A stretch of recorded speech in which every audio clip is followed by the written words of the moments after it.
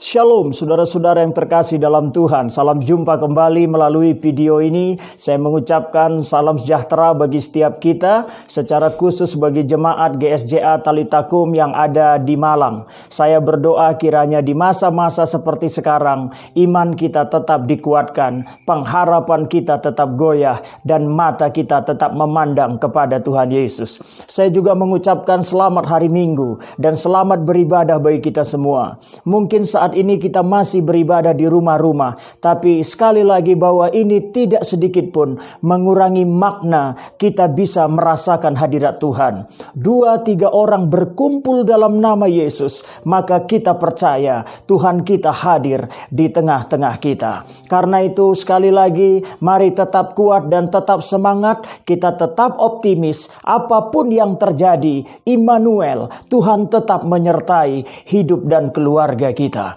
Nah, saudara-saudara, pada saat ini saya juga bersyukur karena kembali bisa menyampaikan firman Tuhan dan berkhotbah di tengah-tengah kita semua. Kiranya setiap firman Tuhan yang ditabur boleh menjadi berkat bagi kita. Pada kesempatan kali ini, saudara, saya ingin menyampaikan firman Tuhan dengan satu tema yang berjudul mengandalkan Tuhan. Bagaimana kita hidup sebagai orang percaya bisa memahami untuk mengandalkan Tuhan senantiasa dalam kehidupan kita. Karena kita yakin Tuhan layak diandalkan. Dia maha kuasa, Dia maha perkasa, dan kita layak mengandalkan Dia. Tuhanlah tempat kita bergantung, Tuhanlah tempat kita bersandar, Tuhanlah tempat kita berharap sekarang sampai selama-lamanya. Untuk itu jemaat yang dikasihi Tuhan, mari saya mengajak kita semua membaca firman Tuhan, 2 ayat dari kitab Yeremia pasal yang ke-17.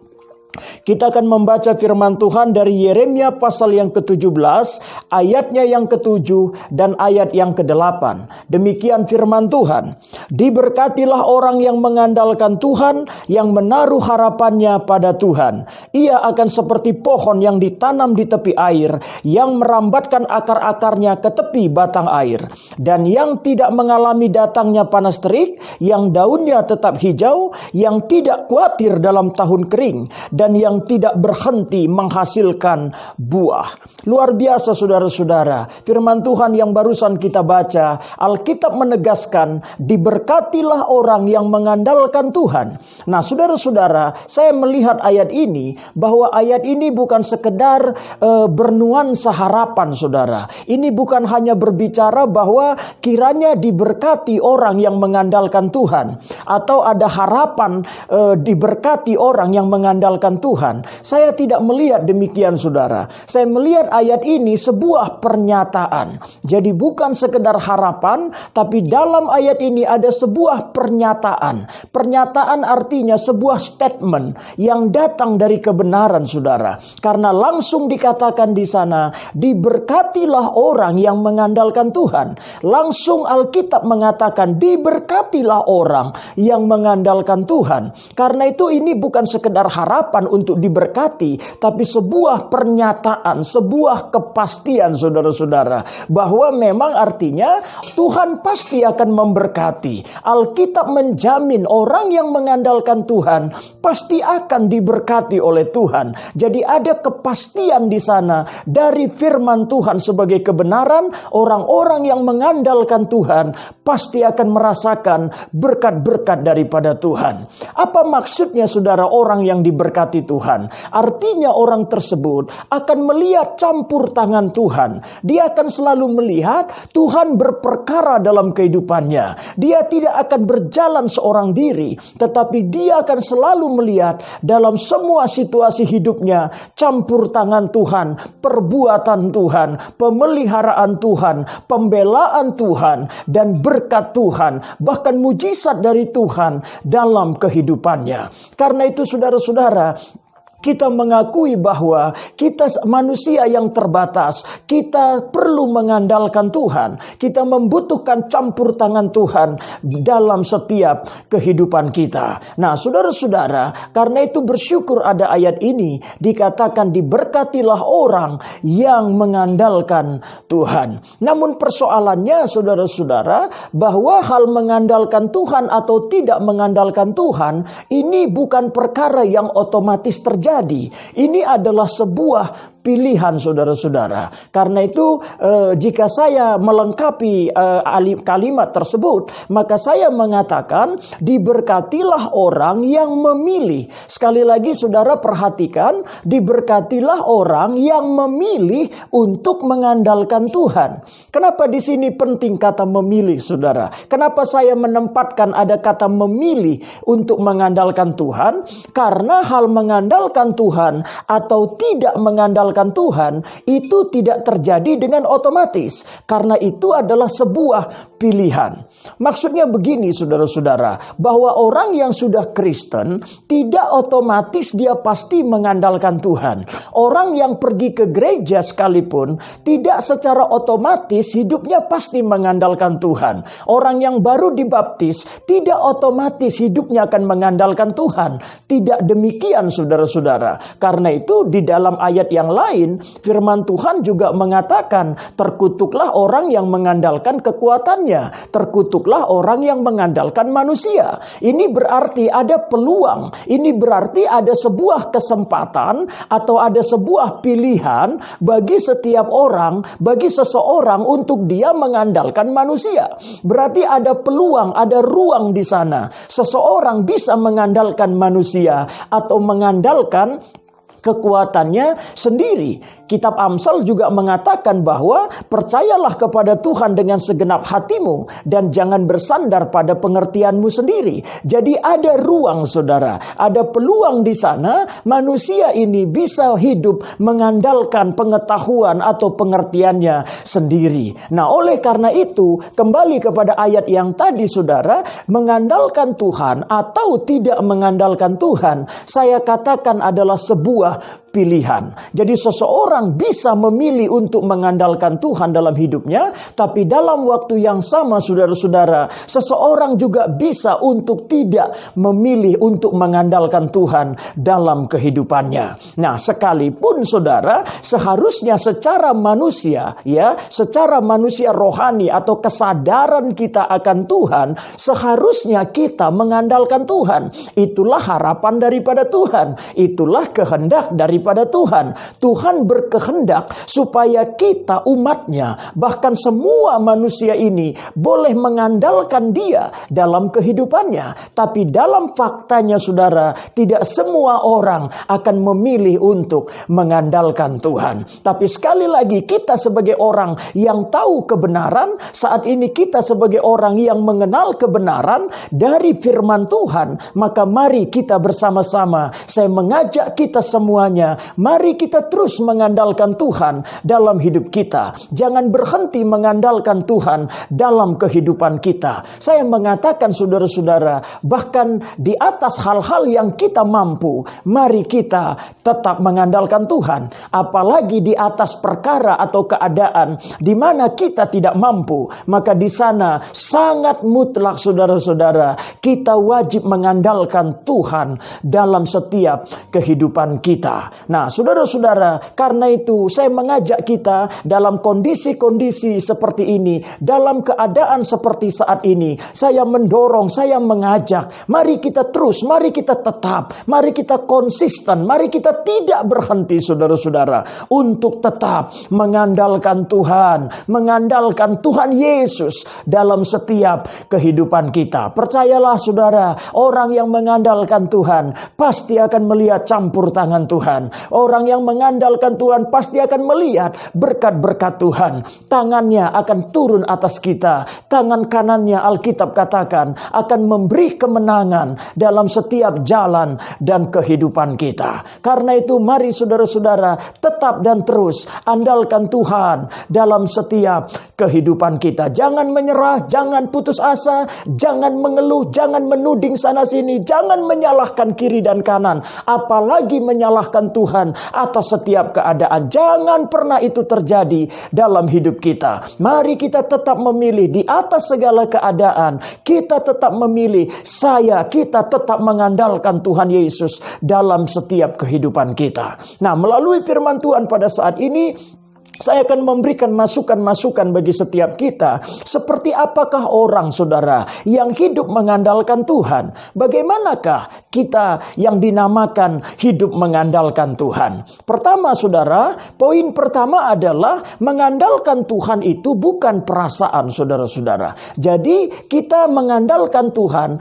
tidak berdasarkan perasaan kita, saudara. Kenapa mengandalkan Tuhan bukan perasaan? Karena ada satu prinsip, kebenaran itu tidak bisa diletakkan, saudara, di atas perasaan. Ini prinsipnya. Jadi saudara jangan meletakkan kebenaran atau apa yang benar di atas perasaan. Karena perasaan kita itu seringkali tidak benar, saudara. Perasaan kita itu labil. Perasaan kita itu berubah-ubah. Makanya perasaan kita itu disebutnya mood kita. Mood kita itu berubah-ubah. Dia tidak stabil, saudara. Makanya orang yang hidup atau dipimpin oleh perasaan, maka kehidupannya tidak akan stabil, saudara. Dia akan hidup secara labil. Dia akan seperti pohon bambu yang selalu dibawa angin. Angin ke barat, dia ke barat. Angin ke timur, dia ke timur. Karena memang perasaan itu labil, saudara. Perasaan itu selalu berubah-ubah. Karena itu perasaan kita kadang bisa benar, tapi kadang tidak benar.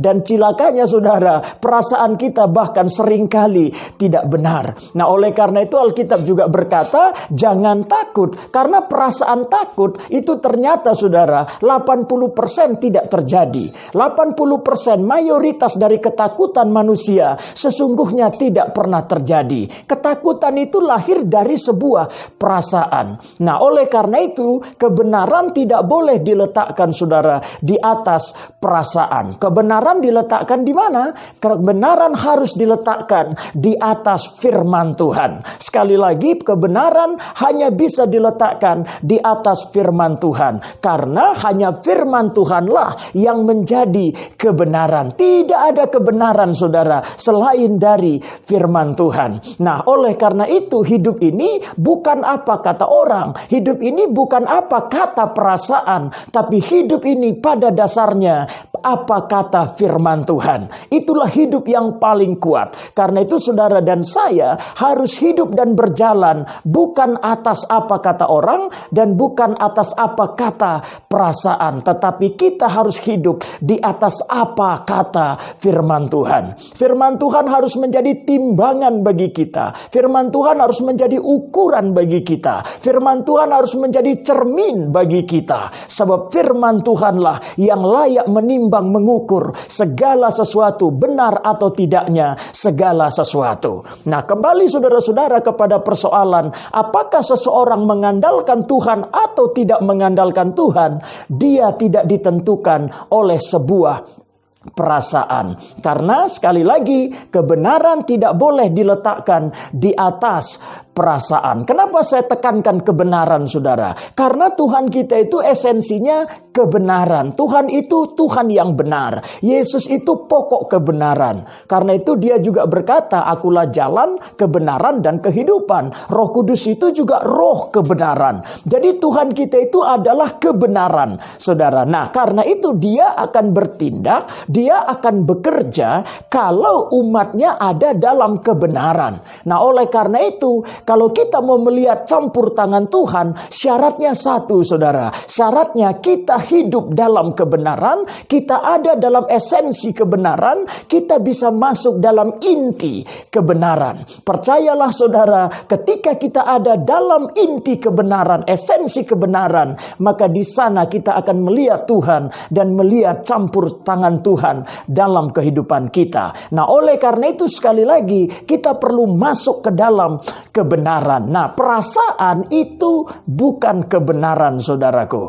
Karena itu mari kita harus masuk di dalam apa kata firman Tuhan, sehingga kita bisa masuk ke dalam inti daripada kebenaran tersebut. Bahkan lebih jauh, saudara, ada yang saya namakan sebagai tipuan dari perasaan. Perasaan kita itu sering menipu kita, saudara.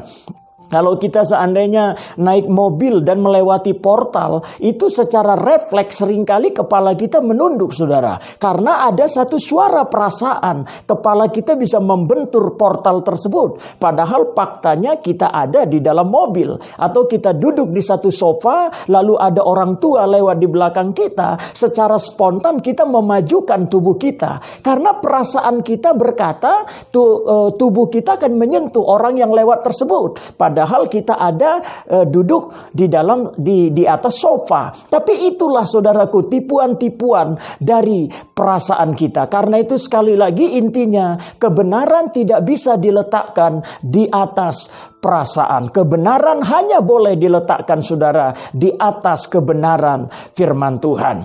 Kalau kita lihat lebih jauh lagi, saudara, bahkan kebenaran-kebenaran yang paling tinggi itu melawan perasaan kita. Jadi ketika kita mau melakukan kebenaran yang paling tinggi, ya topnya kebenaran atau kebenaran puncak, itu seringkali melawan ke perasaan kita, saudara. Justru kebenaran-kebenaran biasa yang sejalan dengan perasaan kita, kebenaran diberkati, itu sejalan dengan perasaan kita. Karena itu kebenaran tingkat dasar. Tapi ketika kebenarannya menjadi berkat, itu melawan perasaan kita. Karena seolah-olah kita dirugikan di sana. Kebenaran kita dilayani, itu cocok dengan perasaan kita. Karena kita suka dilayani, suka didoakan, suka diberkati. Tapi itu kebenaran-kebenaran yang tingkat dasar. Tapi ketika kebenarannya kita harus melayani, maka di sana seringkali tidak sesuai dengan perasaan kita. Ketika kita disuruh mengampuni orang yang bersalah, ketika kita dituntut melayani di tempat-tempat yang susah, itu seringkali perasaan kita tidak sesuai, perasaan kita menolak. Tapi justru saudara, ketika kita melakukan hal-hal demikian, di sanalah kita melakukan kebenaran-kebenaran hakiki, kebenaran dalam tingkat yang paling tinggi. Karena itu saudara, sekali lagi, jangan mendasarkan kebenaran di atas perasaan, ya. Karena itu kita juga belum, saudara, mengandalkan Tuhan. Bahkan ketika kita merasa bahwa kita sedang mengandalkan Tuhan. Nah, perkara yang kedua, saudara, mengandalkan Tuhan itu juga bukan perkataan, saudara. Jadi ketika kita mengatakan, ya Tuhan, saya mengandalkan Engkau, kami mengandalkan Engkau, maka ketika kita berkata demikian pun, kita belum masuk, saudara, kepada inti mengandalkan Tuhan. Kita belum masuk kepada esensi dari apa yang dinamakan mengandalkan Tuhan. Memang untuk berkata-kata kita mengandalkan Tuhan, itu sesuatu yang baik, itu sesuatu yang positif. Tapi itu bukan sesuatu yang cukup. Maksudnya demikian, saudara, bahwa orang yang mengandalkan Tuhan, sungguh-sungguh sudah mengandalkan Tuhan, tidak cukup hanya di atas perkataan demi perkataan. Karena apa? Karena banyak sekali, saudara, perkataan-perkataan tidak sesuai dengan perbuatan. Apa yang terjadi ketika perkataan tidak sesuai dengan perbuatan? Maka perkataan itu menjadi batal, saudara. Karena itu di dalam pergaulan umum ada istilah, kami membutuhkan bukti, bukan janji. Kenapa ada perkataan demikian? Kita membutuhkan bukti, bukan janji. Kenapa? Karena terlalu banyak janji, terlalu banyak perkataan yang tidak terbukti, yang tidak sesuai dengan perbuatan. Nah, ketika perkataan tidak sesuai dengan perbuatan, maka perkataan itu menjadi batal, menjadi tidak sah, menjadi tidak berkekuatan, menjadi tidak berlaku. Nah, sama dengan kita, ketika jemaat berkata, ya Tuhan, aku mengandalkan Engkau, Engkau Engkaulah gunung batuku, Engkaulah pengharapanku. Ketika jemaat berkata demikian, itu baik. Tapi sekali lagi, ketika perbuatannya tidak sejalan, tidak sesuai dengan perkataan itu, maka perkataan itu menjadi sia-sia. Perkataan itu menjadi hampa di udara. Perkataan itu tidak memiliki kualitasnya. Nah, oleh karena itu saudara, kebenaran juga tidak boleh diletakkan di atas perkataan. Oleh karena itu semua orang perkataan-perkataannya itu harus diuji, itu harus ditimbang, itu harus diseleksi kembali. Apakah perkataan-perkataan itu sejalan seturut dengan perbuatan atau tidak. Nah, karena itu saudara, semua ungkapan-ungkapan kita di gereja, semua ungkapan-ungkapan kita dalam doa, semua ungkapan-ungkapan kita di hadapan Tuhan, itu semuanya menjadi batal ketika tidak sejalan dengan perbuatan-perbuatan. Bahkan saudara, kalau kita melihat kisah bangsa Israel, Tuhan bahkan pernah berkata, aku jijik melihat pujianmu, aku jijik melihat penyembahanmu. Bayangkan saudara-saudara, Tuhan tidak menyukai pujian mereka, Tuhan menolak pujian mereka, Tuhan jijik, Tuhan muak melihat pujian dan ibadah mereka. Kenapa hal demikian bisa terjadi? Ini sebuah tragedi saudara. Bayangkan kita beribadah tapi Tuhan jijik melihat ibadah kita. Bayangkan bagaimana kalau umat Tuhan memuji tapi Tuhan muak, Tuhan mau muntah melihat pujian itu. Ini suatu tragedi yang luar biasa. Ini satu hal yang sangat tidak boleh terjadi. Tapi kenapa itu dialami? Itu dikatakan Tuhan kepada bangsa Israel karena semua pujian mereka, semua ungkapan mereka, semua perkataan mereka tidak sejalan, tidak selaras dengan perbuatan-perbuatan mereka. Perkataan mereka memuliakan Tuhan, tapi perbuatan mereka memalukan Tuhan. Perkataan mereka benar di hadapan Tuhan, tapi perbuatan mereka melakukan hal-hal yang tidak benar di hadapan Tuhan. Nah, oleh karena itu jemaat yang dikasihi oleh Tuhan, kebenaran juga tidak cukup diletakkan di atas perkataan demi perkataan. Saudara dan saya belum mengandalkan Tuhan. Bahkan ketika kita berkata-kata, ketika kita mengatakan bahwa kita sedang mengandalkan Tuhan, tidak cukup saudara-saudara. Jadi mengandalkan Tuhan bukan perasaan, mengandalkan Tuhan bukan perkataan. Lalu apa esensinya mengandalkan Tuhan? Perhatikan bagian yang ketiga ini Bapak Ibu Saudara, bahwa mengandalkan Tuhan adalah tindakan. Ya, saya tegaskan sekali lagi, mengandalkan Tuhan adalah sebuah tindakan. Jadi kapankah saudara dan saya sungguh-sungguh sudah mengandalkan Tuhan? Kapankah kita sungguh-sungguh sedang mengandalkan Tuhan? Bukan ketika kita merasa mengandalkan Tuhan atau berkata-kata mengandalkan Tuhan, tapi ketika kita bertindak saudara-saudara. Mari sama-sama katakan bertindak saudara, bertindak. Yang mengandalkan Tuhan adalah sebuah tindakan saudara. Bahkan itu tidak selesai. Itu belum titik, itu baru koma saudara. Karena mengandalkan Tuhan adalah sebuah tindakan yang tetap sesuai dengan firman Tuhan di atas keadaan yang tidak memungkinkan. Jadi apakah yang dimaksud dengan mengandalkan Tuhan? Mengandalkan Tuhan adalah kita tetap bertindak sesuai dengan firman Tuhan. Tidak keluar dari firman Tuhan. Tidak menyimpang dari firman Tuhan sekalipun keadaannya tidak memungkinkan. Jadi orang-orang yang mengandalkan Tuhan saudara, orang-orang yang melawan keadaan, orang-orang yang melawan situasi, orang-orang yang melawan setiap ketidakmungkinan yang ada di sekitar kita. Dia melawan apa kata orang, bahkan dia melawan dirinya sendiri. Orang yang mengandalkan Tuhan, dia melawan perkataan-perkataan negatif, ya, atau tuduhan-tuduhan negatif dari dirinya yang mengatakan ini dan itu, atau dari sebuah keadaan. Jadi kita sedang mengandalkan Tuhan ketika kita tetap bertindak tidak keluar dari firman Tuhan, sekalipun keadaan yang sedang terjadi tidak memungkinkan atau tidak sesuai. Jadi seolah-olah saudaraku, kita sulit untuk percaya firman Tuhan atas keadaan tersebut. Seolah-olah firman Tuhan menjadi tidak relevan. Ya, hal ini sama dengan contohnya seperti Abraham dan Sarah. Tuhan menjanjikan mereka akan mendapatkan anak, keturunannya akan banyak seperti pasir di laut, seperti bintang di langit. Tapi faktanya Sarah itu mandul dari muda, dan firman itu datang ketika mereka sudah menjadi tua. Keadaan mereka sangat tidak memungkinkan untuk mendapatkan putra. Tapi firman Tuhan berkata, engkau akan mendapat anak, keturunanmu akan sangat banyak. Nah, ini saudara membutuhkan mengandalkan Tuhan itu di atas kondisi-kondisi yang demikian. Ya, atau seperti Yunus disuruh melayani ke Niniwe, disuruh menginjil di Niniwe. Yes, dan saudara tahu Niniwe itu kota yang jahat, kota yang menurut Yunus tidak layak untuk diselamatkan. Bahkan mungkin dia takut dibunuh di sana.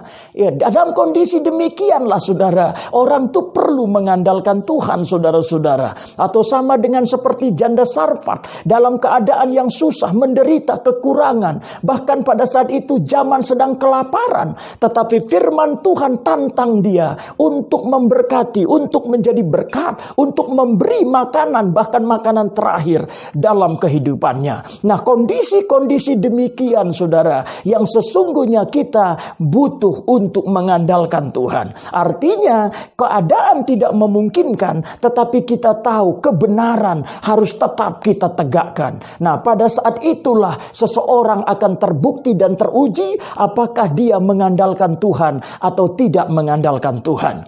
Nah, karena itu saudara-saudara, ada musuh yang menggagalkan kita dalam mengandalkan Tuhan. Apa musuhnya saudara? Musuhnya adalah pengertian sendiri. Perhatikan di sini jemaat Tuhan, bahwa yang membuat seseorang gagal mengandalkan Tuhan atau tidak mengandalkan Tuhan adalah adanya godaan pengertian sendiri. Sehingga banyak orang ketika kondisinya tidak memungkinkan, dia menggunakan akal pikiran, dia menggunakan pengertian sendiri, dia mencari jalan pintas saudara. Sehingga karena pengertian sendirilah banyak orang gagal dalam mengandalkan Tuhan. Buktinya apa saudara-saudara? Karena pengertian sendiri, maka Sarah dan Abraham sempat gagal. Karena pengertiannya, kita sudah tua, aku sedang mandul, tidak mungkin memiliki anak. Maka Sarah memberikan ide yang salah kepada suaminya, menyuruh Abraham menghampiri Hagar pembantunya. Kenapa Sarah memiliki ide yang demikian? Karena pengertian sendiri. Karena memang sudah tua dan dia sudah mandul dari muda, tidak mungkin kita memiliki anak. Karena itu muncul pengertian sendiri. Tapi pengertian sendiri itu bukan dari Tuhan, bukan kebenaran. Tetapi ini fakta yang terjadi bahkan kepada nenek moyang iman kita. Bapak Abraham dan Sarah adalah bapak ibu iman kita. Tapi dia juga sempat gagal dalam mengandalkan Tuhan. Sehingga Abraham menghampiri Hagar, dan kita tahu lanjutannya. Lahir Ismail dan lahirlah semua keturunan Kedar dan Nebayot. Sampai hari ini yang bahkan menjadi penganiaya-penganiaya bagi keturunan Ishak. Nah, saudara-saudara, ada resiko yang besar ketika seseorang gagal mengandalkan Tuhan dan menggunakan pengertian sendiri. Sama dengan Nabi Yunus. Ketika Tuhan perintahkan dia menginjil ke Niniwe, dia juga menggunakan pengertian sendiri sehingga dia lari ke Tarsis. Kita semua tahu cerita itu, bahwa dia menolak ke Niniwe. Kenapa dia menolak? Karena pengertiannya sendiri, dan dia hendak lari ke Tarsis. Dan kita tahu ceritanya, bagaimana dia naik kapal, ada badai, ada topan, dan akhirnya diundi, dan akhirnya kedapatan Yunus lari dari panggilan Tuhan, dan dia dilempar ke laut, dimakan oleh ikan besar, saudara-saudara. Artinya apa? Ketika Yunus menggunakan pengertian sendiri, dia lari dari Niniwe, dia lari dari kebenaran, dia tidak mengandalkan Tuhan. Pengertian sendiri Yunus membawa dia kepada badai topan dan segala musibah yang dia alami. Sekali lagi saudara-saudara, orang yang menggunakan pengertian sendiri, orang yang mencari jalan pintas, yang tidak teguh mengandalkan Tuhan, dia akan mengalami resiko yang sangat besar dalam kehidupannya, saudara-saudara. Nah, karena itu di atas keadaan situasi apa saja, mari jangan gunakan pengertian sendiri, jangan gunakan akal pikiran kita. Ada waktunya kita harus off, saudara. Kita off, kita matikan matikan, tekan tombol off bagi akal pikiran kita, bagi pengertian kita, dan kita melihat tetap firman Tuhan, berpegang teguh pada firman Tuhan. Firman Tuhan ya dan amin. Firman Tuhan sebuah kebenaran yang layak dipercaya dari atas segala keadaan. Jadi kalau firman Tuhan bilang melayani, kita melayani. Kalau firman Tuhan bilang memberi, kita memberi. Kalau firman Tuhan bilang mengampuni, kita mengampuni.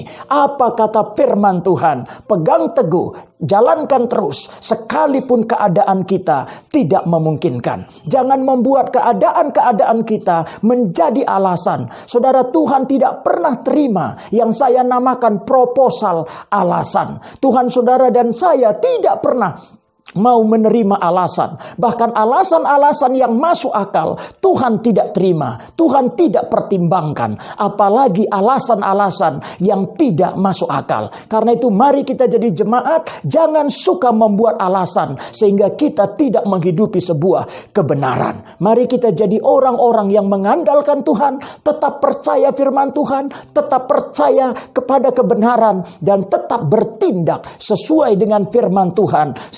Sekalipun keadaan tidak memungkinkan, maka di atas tindakan itu saudara akan melihat tangan Tuhan akan bekerja, Roh Kudus akan bekerja, kuasa Tuhan akan bekerja, mujizat akan terjadi bagi setiap hidup kita. Karena itu saudara-saudara, ketika Sarah dan Abraham bertobat, dia kembali mengandalkan Tuhan, lahirlah Ishak, dan dari Ishak lahirlah Yesus sebagai Mesias dan Juru Selamat. Ketika dia kembali mengandalkan Tuhan, ada mujizat, ada kuasa yang terjadi. Sama dengan Yunus ketika dia bertobat dan kembali menginjil ke Niniwe, dia kembali kepada firman Tuhan, dia kembali mengandalkan Tuhan. Dan khotbah yang paling hebat adalah khotbah di Niniwe, saya katakan, karena khotbah satu kali dari Yunus, satu bangsa bertobat, raja takut, rakyat takut, binatang bahkan ikut berpuasa besok harinya. Jadi saudara, ketika orang kembali mengandalkan Tuhan, maka dia akan melihat kuasa Tuhan.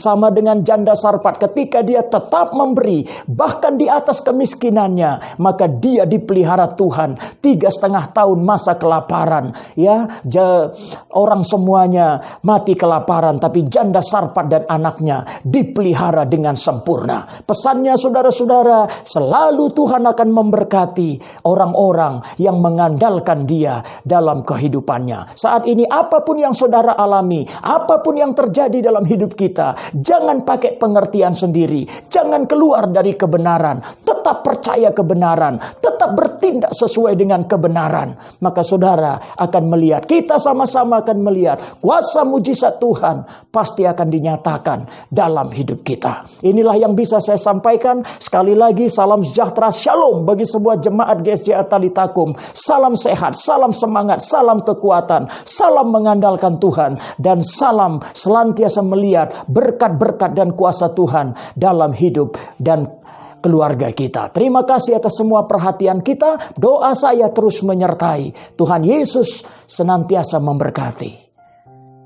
Shalom, puji Tuhan, kita bersyukur pagi hari ini kita dilayani oleh hambanya Bapak Pendeta Petrus Tarigan yang sudah menyampaikan firman Tuhan. Mari kita akan berdoa, juga kita doakan hambanya bersama-sama. Mari kita akan berdoa. Bapak Surgawi, kami bersyukur, terima kasih, kami sudah mendapatkan satu pelajaran yang indah, di mana kami perlu mengandalkan Engkau ya Tuhan.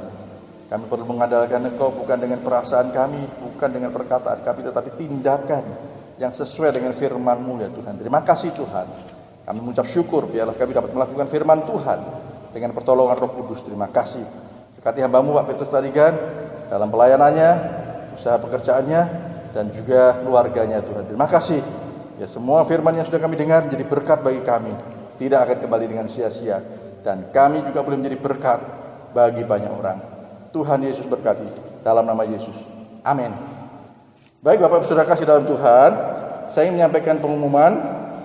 Seperti kita ketahui bahwa mulai besok hari Minggu, ya tanggal 5 Juli, GSJA Talitakum Malang sudah mulai melaksanakan ibadah bersama-sama, tapi tentunya dengan tatanan yang baru.